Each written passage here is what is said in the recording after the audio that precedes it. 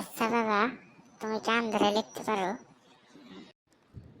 কেন পারবো না আন্দারে লিখতে? এইসব তো আমার বা হাতের খেলা, বুঝলি? আচ্ছা, তাহলে একটা কাজ করো। কি কাজ বল্টু, বল। তাহলে আমার পরীক্ষার খাতায় একটা সাইন করে দাও প্লিজ।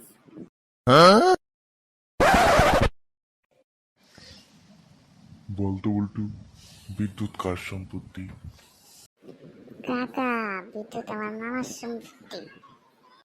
সেটা কিভাবে? ও নেই কাকা, যখনই বিদ্যুৎ চলে যায় তখনই আমার বাবাই বলে শালার বিদ্যুৎ আবার চলে গেছে। বলতো বল্টু, আমাদের এখান থেকে সূর্য বেশি দূরে নাকি আমেরিকা বেশি দূরে? কাকা, আমেরিকা বেশি দূরে। সেটা কিভাবে?